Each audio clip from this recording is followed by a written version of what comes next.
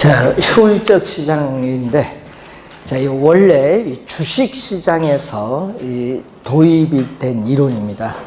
그래서 효율적 시장은 이 주식 시장에 이 새로운 정보가 유입이 됐어요. 그 정보가 주식 가격에 즉각 반영이 되는 시장을 효율적 시장이라고 합니다. 자, 그럼 이 효율적 시장을 주식 시장에서 부동산 시장에 도입을 했습니다. 자, 여러분 거기 문제처럼 우리가 예를 들어서 정부가 어떤 지역에 신도시를 개발한다는 발표를 하게 되면은 발표 즉시 그 지역의 토지 가격이 급등하는 현상이 나타나는데 이러한 시장을 효율적 시장이라고 합니다. 자, 그래서 103페이지, 102페이지 중간에 보면요. 이렇게 나오죠. 이 시장 가치에 반영되는 정보의 내용에 따라 효율적 시장을 크게 약성 효율적 시장, 중강성 효율적 시장, 강성 효율적 시장에 세 가지로 나누고 있습니다. 자, 그 시장 중에서 이 과거에 이미 발표된 추세의 정보인데 과거에 이미 발표된 이 추세적인 정보가 현재 시장 가치에 반영되는 시장을 약성 효율적 시장이라고 해요. 자, 그래서 이 과거의 정보만 반영되어 있기 때문에 또 현재와 또 미래의 정보를 획득하기 위한 정보 비용이 우리가 발생을 합니다. 약성 효율적 시장에서는. 그래서 과거에 이미 발표된 정보입니다. 자, 예를 들어서 우리가 이 60일 전부터 어제까지 어느 회사의 주가가 어떻게 변동되는가를 우리가 분석을 해서 오늘 주가가 어떻게 변동할 건가, 이걸 이렇게 분석하는 것을 기술적 분석이라고 해요. 그래서 약성, 효율적 이 시장의 참여자들은 모두 이 기술적 분석을 하고 있다고 전제를 하는데, 이러한 과거에 이미 발표된 정보를 토대로 해서 현재 시장 가치의 변동을 분석하는 것을 기술적 분석이라고 하는데, 이러한 기술적 분석을 통해서 우리는 투자를 한다 하더라도 이 초과 이윤은 획득할 수 없다라고 해요. 자, 그래서 여러분이 초과 이윤은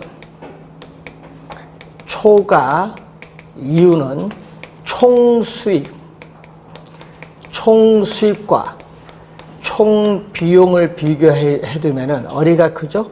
총비용보다 총수입이 많으면 초과 이윤이 발생한 거고, 이 정상 이윤은 총수입과 총비용이 같아요. 같기 때문에 초과 이윤도 없고 손실도 없는 상태입니다. 그래서 이 기술적 분석을 통해서 투자를 하면은 초과 이윤은 얻을 수 없지만은 정상 이윤은 획득이 가능하다는 거죠. 그래서 이 정상 이윤은 초과 이윤도 없고 손실도 없는 상태입니다. 자, 그런데 약성 효율적 시장에서는 기술적 분석을 통해서 투자를 했을 경우에는 초과 이윤은 얻을 수 없지만은 남보다 우수한 정보, 과거의 정보가 아닌 남보다 더 우수한 정보인 현재와 미래의 정보를 획득을 한다. 그래서 이러한 남보다 더 우수한 정보를 획득을 하여 투자를 한다면 초과 이윤, 이럴 경우에는 초과 이윤은 얻을 수 있다는 거죠.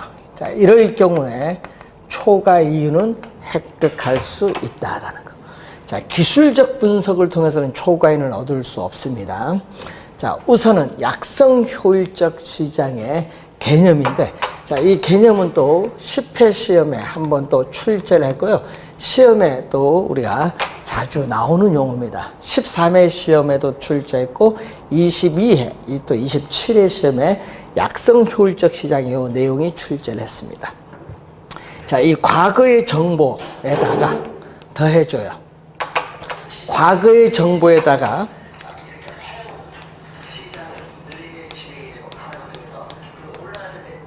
자, 현재 정보를 들어갑니다. 자, 과거의 정보에다가 현재 공개가 되는 이용 가능한 모든 정보입니다. 자, 이 과거의 정보뿐만 아니라 현재 공개가 되는 이용 가능한 모든 정보까지 우리는 현재 시장 가치에 반영되는 시장을 중강성 효율적 시장이라고 하는데, 그럼 중강성 효율적 시장은 과거와 현재의 정보만 또 반영되어 있기 때문에 이 미래의 정보를 또 얻기 위한 정보 비용이 또 존재를 합니다. 자, 그리고 이 두 가지를 더해주면은 이 과거의 정보와 현재의 정보를 더해준 것을 우리는 과거에 이미 발표된 정보, 이거 현재 공개되는 이 정보를 우리는 전문 용어로 공표, 공식적으로 발표된 정보라고 해요. 그럼 이 공식적으로 발표된 정보, 자, 예를 들어서 삼성전자가 투자 계획, 영업 계획을 발표했습니다.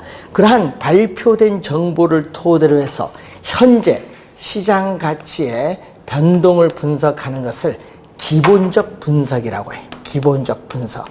그래서 또 중강성 효율적 시장의 투자자들이 이러한 기본적 분석을 통해서 투자를 한다 하더라도 또 초과 이윤, 정상 이상의 수익인 초과 이윤은 또 획득할 수 없지만은 또 기본적 분석을 통해서는 정상 이윤은 획득이 가능합니다. 자, 그런데 이 공표된 정보를 통해서는 초과 이윤을 얻을 수 없지만은 남보다 더 우수한 정보, 이 미래의 정보죠. 미래의 정보를 이용해서 투자하면 초과 이윤은 또 얻을 수가 있다는 내용입니다. 자, 우선은 이 공표된 정보인데, 자, 이 그림을 보면은 어떤 시장이 중강성 효율적 시장이라면은 그 시장은 약성 효율적 시장을 포함하고 있기 때문에 약성 효율적 시장의 성격도 당연히 가지고 있다, 이렇게 볼 수가 있고, 자, 그리고 또 작년에 출제된 지문이죠. 자, 공표된 정보든 또 공표되지 않은 정보, 공식적으로 또 발표되지 않은 정보입니다. 자, 이 공표되지 않은 정보는 우리가 예를 들면은 이 기업에 있어서 아직 우리가 주식시장에 공개되지 않은 기업의 내부 정보를 우리 예를 들어 볼 수 있거든요. 그럼 이러한 공표된 정보든 공표되지 않은 정보인데, 문제는 또 중강성 효율적 시장에서는 기본적 분석을 통해서는 초과이윤을 얻을 수 없지만은 중강성 효율적 시장에서도 우리는 남보다 더 우수한 미래의 정보를 이용하면 초과이윤을 얻을 수 있어요. 자, 그런데 우리가 중강성 효율적 시장까지 이제 봤는데, 이 공표된 정보든 공표되지 않은 정보든 이미 시장 가치에 모두 반영이 되는 시장을 강성 효율적 시장이라고 해요. 자, 공표된 정보든 공표되지 않은 정보든 이미 시장 가치에 모두 반영되는 시장인데, 개념은 11회 시험에 또 출제했었고 또 작년 28회 시험에 또 출제를 했습니다. 개념이.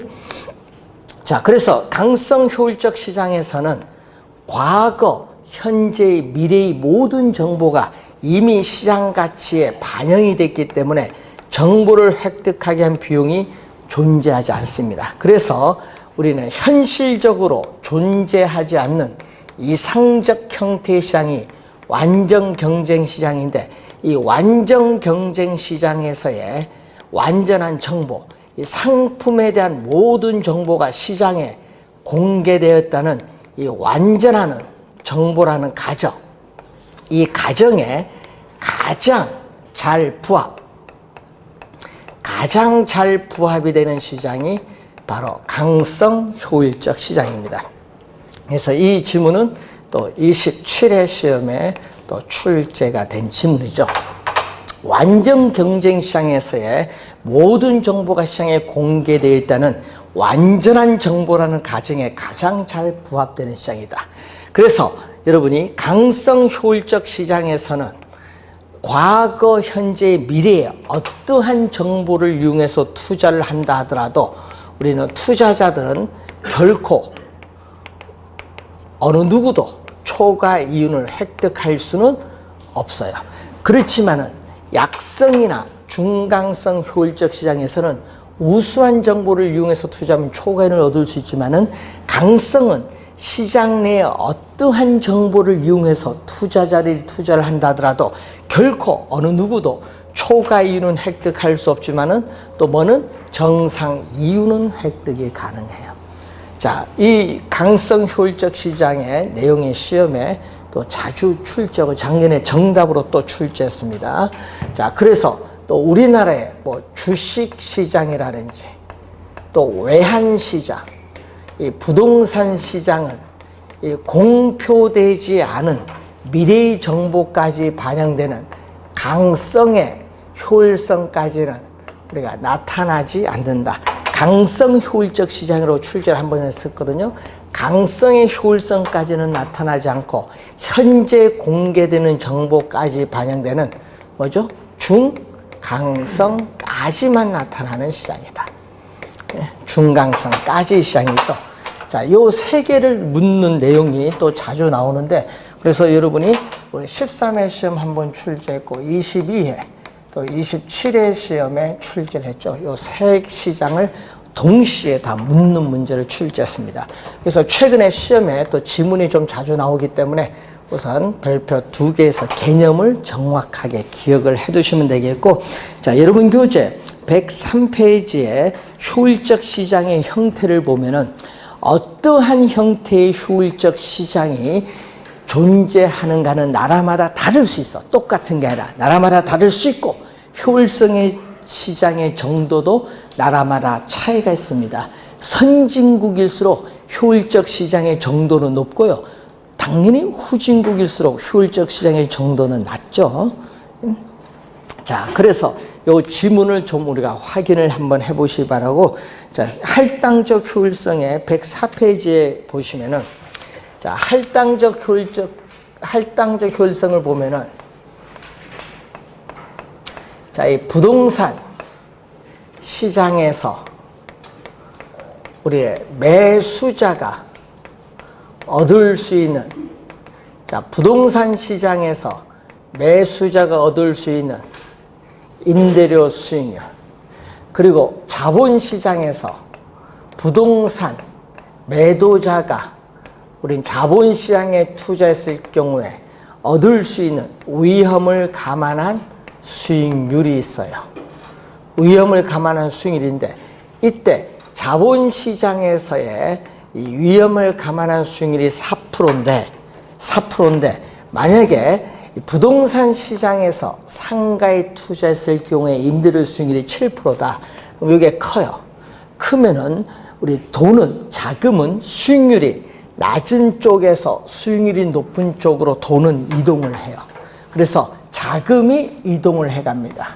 그래서 자본시장에서 부동산 시장으로 돈이 흘러가요. 자금이 이동하면은 이 부동산 시장에서의 부동산에 대한 수요는 뭐한다? 증가합니다. 자, 부동산 시장에서 부동산에 대한 수요가 증가를 해요. 부동산 수요가 증가하면은 부동산 시장에서의 부동산을 사고자 하는 가격도 뭐한다?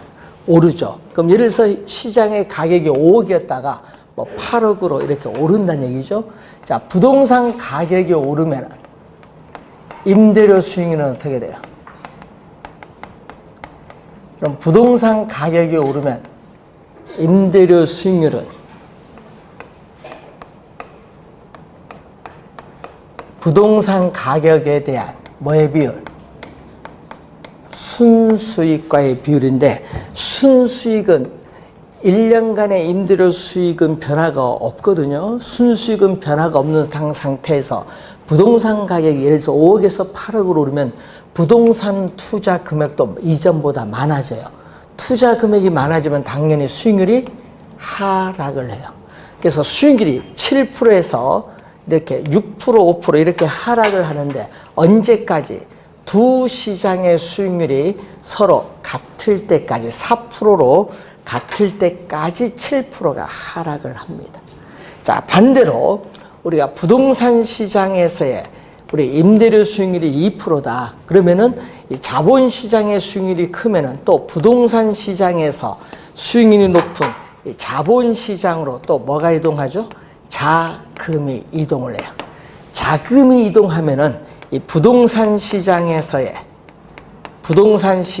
부동산을 사고자 하는 수익률이 낮으니까 점점 줄어들어요. 수요가 줄어드니까, 자, 여러분, 수요가 이전보다 줄어들면 부동산 가격도 수요가 적으니까 하락을 하죠. 그래서 예를 들어서 5억에서 뭐 3억으로 하락을 하는 겁니다. 부동산 가격이 하락을 하면은 임대료 수익률은 어떻게 되느냐? 자, 임대료 수익률은 이 부동산 가격에 대한 순수익과의 비율인데, 순수익은 변화가 없는데 부동산 가격이 5억에서 3억으로 하락하면은 투자 금액도 적어요. 투자 금액이 이전보다 적어지니까 수익률은 올라가는데, 수익률이 2%에서 이렇게 상승을 하는데 언제까지? 4%와 같을 때까지 상승을 해요. 자, 이런 조정을 거쳐서요, 요 서로 같을 때 우리는 균형이 돼요. 자본시장과 부동산 시장의 균형을 이루게 되는데, 이 균형이 되면은 자금이 어떻게 돼요? 이동하지 않는 거예요. 그래서 부동산 시장과 자본시장의 균형 조건이라는 것은 자금이 이동하지 않는 건데, 이 자금이 이동하지 않을 때 여러분 전문용어로 뭐라고 거기 나왔냐면 할당적 효율성이란 말이에요. 할당적 효율성. 즉 우리 부동산 투자 또는 다른 투자에 따르는 위험을 감안했을 경우에 부동산 투자로부터 얻을 수 있는 수익률, 또 자본시장에 투자했을 경우에 얻을 수 있는 수익률이 서로 같도록 균형 있게 자금이 배분이 이루어질 때를 할당적 효율성이다. 즉 시장에서 자원이 효율적으로 배분이 이루어지는 시장을 말합니다. 자, 이 개념이 나와 있는데, 자, 여러분 중간 104페이지 중간 불완전 시장과 할당적 효율성의 1번 보시면은 이 완전 경쟁 시장은 현실적으로 존재하지 않는 이상적 형태의 시장인데, 자, 완전 경쟁 시장은 자원이 효율적으로 배분이 이루어지는 시장이에요. 자, 자원이 효율적으로 배분이 이루어지는 시장이 완전 경쟁 시장인데, 완전 경쟁 시장은 요 할당 효율적 시장 안에 포함이 되어 있어요. 그래서 시험 지문에 요 그림을 이해하면서, 자, 완전 경쟁 시장은 할당 효율적 시장이다 하면 맞는 질문이에요. 왜? 이것은 요 안에 포함되니까. 그런데 할당 효율적 시장은 완전 경쟁 시장이다 하면은 그건 틀린 질문이죠. 왜? 이 흰 부분이 포함이 안 됐어요. 완전 경쟁 시장에. 이 부분이 완전 경쟁 시장에 포함이 안 돼서 틀렸어요. 그래서 그 1번 지문을 보시면은 할당 효율적 시장은 완전 경쟁 시장이다 하면 틀렸고요. 할당 효율적 시장은 완전 경쟁 시장을 말하는 것은 아니다. 왜냐하면 이 빗금친 부분, 이 빗금친 부분이 무슨 시장? 이 불완전 경쟁 시장도, 이 빗금친 부분인 불완전 경쟁 시장도 초과 이윤이 1억 원입니다. 또 초과 이윤을 획득하는 데 드는 비용도 1억 원이다. 서로 같아요. 그래서 이 불완전 경쟁 시장도 초과 이윤을 획득하는 데 드는 비용과 서로 같다. 일치한다면은 할당 효율적 시장이 될 수 있다. 그 지문 22회 시험에 또 정답 지문으로 물은 중요한 지문이죠. 그래서 여러분 2번 지문, 동그라미 2번 지문의 끝에 여러분이 할당 효율적일 수 있다. 이때 동그라미 시험에 이거 없다로 출제했다는 거죠. 그래서 오늘 여러분 나눠드린 프린트 2번 지문을 생각하시면 돼요. 자, 그리고 3번에 동그라미 독점은 기업이 하나입니다. 독점 시장도 독점을 획득하기 위한 기회비용이 시장에 존재하는 모든 투자자에게 똑같다. 동일하다면은 또 할당 효율적일 수 있다는 거야. 자, 4번, 5번 지문을 보면은 자, 부동산 시장에서 특정의 투자자가 초과 이윤을 획득할 수 있는 것은, 또 부동산 시장에서 부동산 투기가 성립하는 것은 시장이 불안전하고 독점적이기 때문이 아니라 할당 효율적이지 못하기 때문인데, 그 4번, 5번 지문을 달리 있으면 이렇게 또 쓸 수 있어요. 부동산 시장이 할당 효율적이라면, 즉 부동산 시장에서 자원이 효율적으로 배분이 이루어진다면 이 말이겠죠. 그럼 요게 가정이에요. 할당 효율적이라면은 부동산 시장에서 특정의 투자자, 부동산 시장에서 특정의 투자자는 초과 이윤을 획득할 수도 없고, 또 부동산 시장에서 또 부동산 투기가 성립할 수도 없다는 거예요. 그래서 여러분이 이것을 항상 염두에 두시고, 부동산 시장이 할당 효율적이다. 할당 효율적 시장이라면 초과인은 존재하잖아요. 그럼 초과인이 존재하지 않을 때 그 7번 질문 보세요. 할당 효율적 시장에서는 밑줄. 그러면 시장에서 자원이 효율적으로 배분이 이루어지는 시장이에요. 할당 효율적 시장에서는 뭐가 없다고 했어요? 초과 이윤이 없기 때문에 과대평가된 부동산이나 과소평가된 부동산은 존재할 수가 없다. 요것도 잇따라 26회 시험에 출제했어요. 여러분 그 7번 지문은 26회 또 정답 지문입니다. 시험에는 잇따라 출제했어요. 없습니다. 할당 효율적 시장에서는 초과 이윤이 없기 때문에 과대평가된 부동산, 과소평가된 부동산은 존재할 수가 없다라는 거.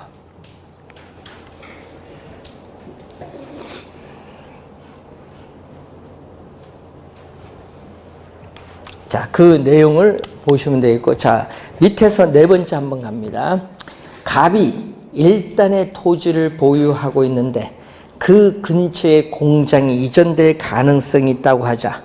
자, 현재의 상태는 가능성, 확률만 있을 뿐 실제로 이전될지는 어느 누구도 확실하게 알 수가 없습니다. 가령 공장 이전이 확실하게 되는 것을 1년 후입니다. 1년 후 밑줄.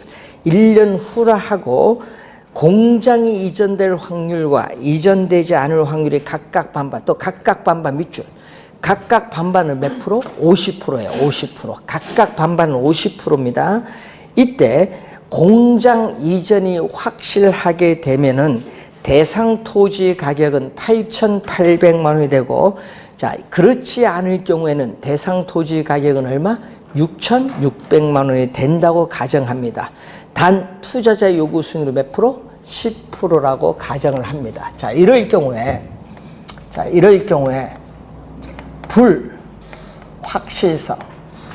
자, 불확실성이라는 건 뭐냐 하면요, 공장이 어떻게 돼요? 이전이 될지 이전이 안 될지 모르는 상황이에요. 이 불확실성 하에서 1년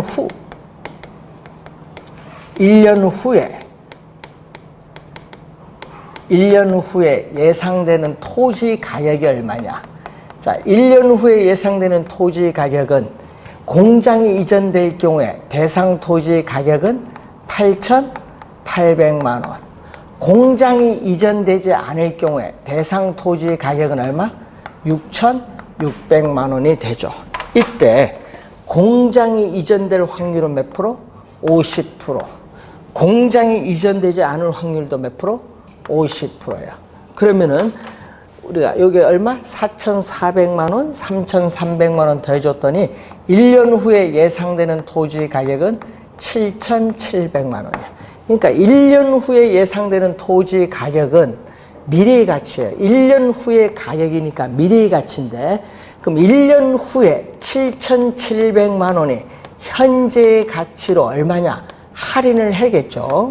할인. 그럼 1년 후에 예상되는 토지 가격, 이 미래의 가치 7,700만 원을 현재의 가치로 할인을 하는데, 할인율로서 요구 수익률을 사용합니다. 요구 수익률이 몇 프로죠? 10%. 0.1이고 1년 후에 7,700만 원 현재 얼마이다? 1년 후일 때는 1승입니다. 만약 2년 후라고 하면 이게 제곱 이렇게 들어오면 돼요. 그래서 1년 후니까 1승이죠. 그래서 7,700만 원을 1.1로 나눠주면 얼마냐? 7,000만 원이 돼. 그래서 이 7,000만 원인데 현재 가치가 7,000만 원이에요. 즉 토지 소유자는 현재 가치 7,000만 원의 토지를 팔고자 할 것이고 토지를 사고자 하는 투자자도 현재 가치 7,000만 원의 토지를 사고자 할 것이다. 이 말이야. 요까지 구하는 문제를, 요까지 구하는 것을 우선 14회 시험에 또 한 번 출제를 했었습니다. 자, 그러면은 또 확실성하가 있죠. 자, 1년 후에 공장이 들어선다는 정보를 100% 확실하게 입수했어요. 100% 확실하게 입수했습니다. 자, 이때 1년 후에 예상되는 토지 가격. 자, 1년 후에 예상되는 토지 가격은 얼마? 우리는 공장이 들어설 경우는 8천만 원. 공장이 안 들어설 때는 6,600만 원인데 문제는 공장이 들어선다는 정보를 100% 확실하게 입수했으니까 100%니까 1이고 들어서지 않을 건 0%죠. 그러니까 얼마죠? 8,800. 1년 후에 예상되는 토지 가격이 8,800만 원인데 이걸 현재 가치로 할인하면 얼마냐? 자, 1년 후에 8,800만 원을 현재 가치로 또 할인할 때 할인율로서 요구 수익률 10%고 또 1년 후에 8,800만 원은 현재 얼마냐? 1년 후니까 1승. 또 1.1로 나눠줬더니 얼마죠? 8,000만 원이 돼요. 자, 8,000만 원입니다. 이때 우리가 또 우리가 5회 시험, 추가 시험과 25회 시험에 출제를 했었죠. 뭐를 출제했느냐? 요걸 계산하는 걸 출제했어요. 정보의 현재 가치 구하는 거. 정보의 현재 가치를 줄여서 정보의 가치라고 하는데 이 정보의 현재 가치는 확실성. 자, 확실성 하에 현재의 가치에서 확실성 하에 현재의 가치 이것을 빼준 거다. 그래서 확실성 하에서 불확실성인데 자, 확실성 하에 현재의 가치는 8천만 원이고 불확실성 하에 현재의 가치는 7천만 원이죠. 요걸 빼줬더니 얼마 나오죠? 우린 1,000만 원. 이렇게 구하는 것을 우리는 시험 문제에 2번 출제 여기까지 했습니다. 자, 그런데 만약에 여러분 공장이 들어선다는 우수한 정보, 그 우수한 정보를 획득하는 데 드는 비용도 얼마? 1,000만 원이다. 그럼 서로 같죠? 정보의 가치도 1,000만 원. 그 정보를 획득하는 데 드는 비용도 1,000만 원 같으면요. 초과 이윤이 없어. 같게 되면 뭐가 없냐면 초과 이윤이 존재하지 않아요. 이 초과 이윤이 없을 때 이때의 시장을 우리는 전문 용어로 또 할당, 하여튼 초과 이윤이 없을 경우 할당 효율적 시장이 돼요. 그런데 만약에 공장이 들어선다는 우수한 정보를 획득하는 데 드는 비용이 600만 원 들었어요. 그러면 정보의 가치가 정보 비용보다 커요. 얼마? 1,000만 원에서 600만 원 빼면 얼마 나오죠? 400만 원이 나오죠. 400만 원에 뭐가 발생한다? 초과 이윤이 존재하죠. 400만 원의 초과 이윤이 존재하면은 이때는 할당 효율적 시장이 될 수 없어요. 이때 초과 이윤이 이때 존재할 경우, 초과 이윤이 존재할 경우에 우리는 투자자는 시장을 패배시킨다 말을 해. 투자자는 시장을 패배시킨다. defeat the market라는 이 영어 단어를 번역을 한 거예요. 시장을 패배시킨다. 그래서 투자자가 시장을 패배시킬 수 있다는 것은 소수의 사람들에게 비공개된 우수한 정보가 독점적으로 주어졌기 때문에 그 독점적인 정보를 가지고 투자를 했기 때문에 뭐가 발생했다? 초과 이윤이 발생했다는 내용입니다. 이 내용이 여러분이 교재 105페이지에 설명이 되는 내용입니다.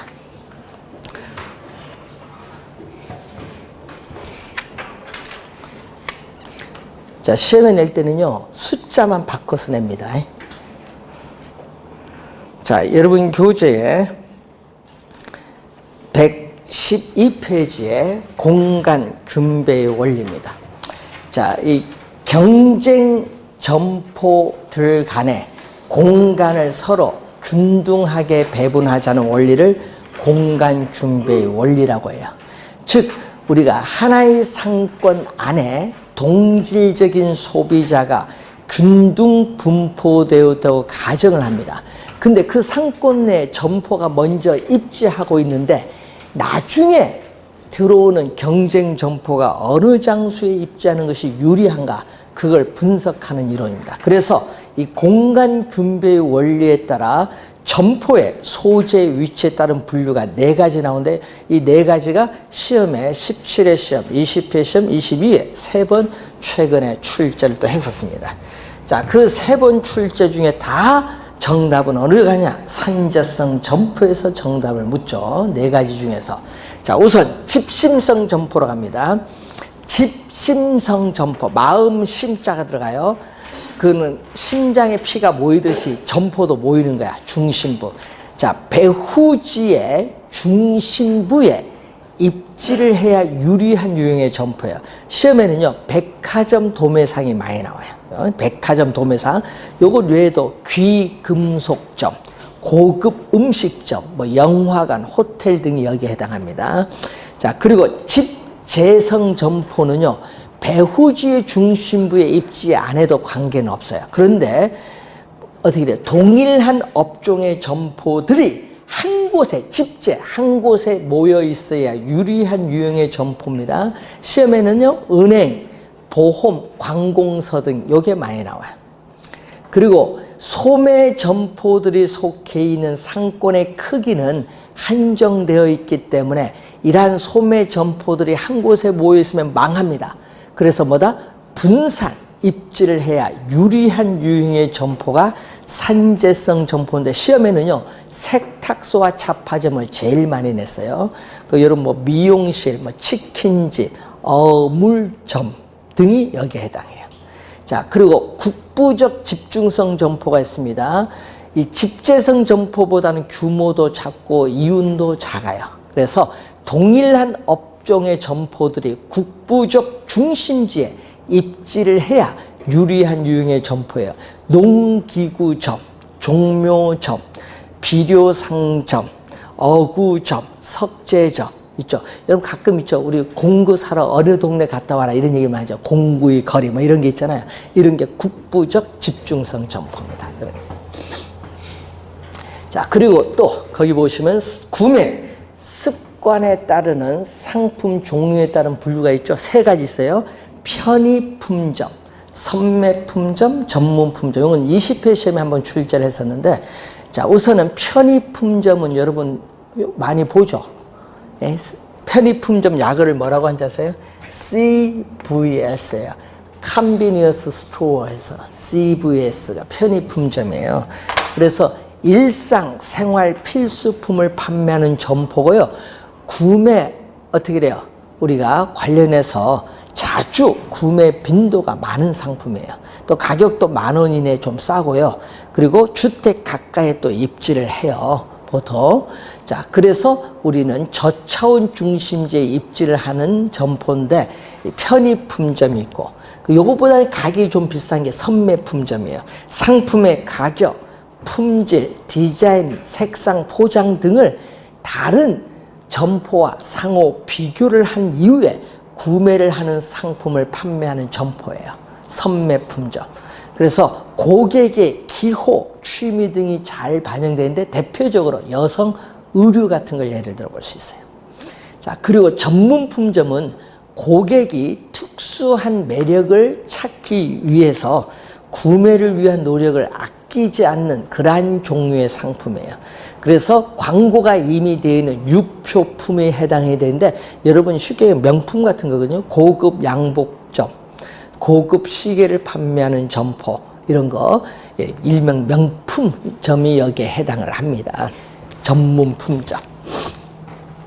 자, 그리고 상권이라는 용어를 한번 볼까요? 이제 상권 많이 하는데 여러분이 113페이지 밑에 보시면은 상권이 나오잖아요. 상권. 상권을 우리는 배후지라고 해요. 배후지. 상권은 배후지인데 고객이 존재하는 지역이에요. 자, 상권은 고객이 존재하는 지역이 상권. 그리고 우리 당국대학교 이호병 교수는 자신이 저서에서 이렇게 정의를 내려요. 점포에 있어서의 매출이 발생하는 구역.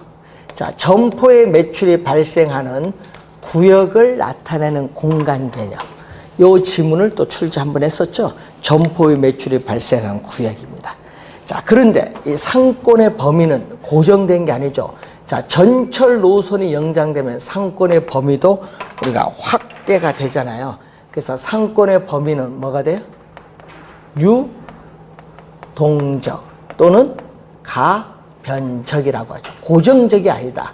또 상권의 수요를 분석할 때는 현재 배후지만 분석해서는 안 됩니다. 현재의 배후지뿐만 아니라 앞으로 미래에 배후지로 발전할 가능성이 높은 후보 지역도 분석을 해야 되겠고, 그래서 이 상권을 우리 형성을 할 때 고객이 존재하는 그 지역에 주민들의 소득 수준이 높을수록 구매력도 좋죠.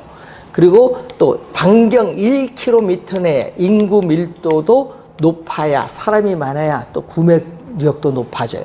또 고객 밀도라는 게 있거든요. 고객 밀도는 이 가로에서의 우리는 고객이 통행하는 보행 인구, 또 차도에서 자동차가 다니는 교통 인구가 있어요. 이 두 개를 합한 게 고객 밀도인데 이 고객 밀도도 높아야 돼요. 또 상권을 형성하는 이 지역의 면적도 뭐 해야 된다? 넓어야, 이게 넓어야 좋은 상권이 형성된다는 거. 좋은 상권이 형성이 된다. 그래서 좋은 상권이 형성되기 위한 조건인데, 여러분 상품을 자주 사느냐 못 사느냐, 구매 빈도거든요. 구매 빈도가 높을수록 상권에 있어서의 범위는 좁아요. 예? 여러분 구매 빈도가 낮으면은 가구 같은 내구성 있는 상품인데 이런 경우는 상권의 범위는 넓어요. 예? 여러분 이케아 먼 지역에서까지 찾아오죠. 예? 그런 거. 그리고 또 점포에 있어서 면적. 자, 점포에 있어서의 면적이 또 뭐 할수록 점포의 면적이 클수록, 백화점이나 할인점 클수록 또 상권의 범위도 뭐야? 넓어요. 뭐 편의점처럼 점포의 면적이 작으면 상권의 범위도 작겠지.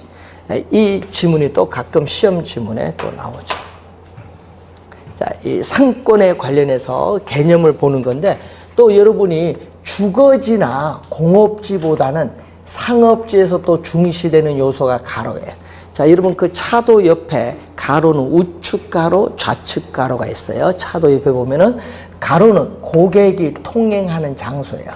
그래서 이 가로는 고객이 통행하는 장소이기 때문에 우리는 상업지를 분석할 때는 이런 가로 조건뿐만 아니라 상권, 배후지를 잘 분석을 해야 돼요. 그래서 여러분이 주거지나 공업지보다는 우리 출제위원은 어디? 상업지에서 우선 1순위로 출제합니다. 이호병 교수는. 그래서 매년 출제되니까 이제 배울 건데, 그래서 여러분이 주거지는 우리나라는 풍수지리사상을 고대로부터 근거로 했기 때문에 출제하기는 어려워요. 주거지를 출제하지 않죠. 그러면 뭐 출제? 공업주도 5, 6년에 한 번 출제하다 보니까 출제를 안 해요. 그러면 우리가 매년 출제하고 싶은 거는 뭐다? 상업지. 특히 공인중개사 여러분 중개 대상 물건 상가 건물 거래 많이 하잖아요. 그래서 이 상업지를 상당히 많이 출제합니다. 당연히 올해 29회 시험도 출제를 합니다. 그래서 113페이지까지 우선 설명을 했습니다. 그래서 114페이지 맨 위에 보시면은 상권을 획정하는 기법이 나오는데 이 내용부터는 잠시 쉬고 시작하겠습니다.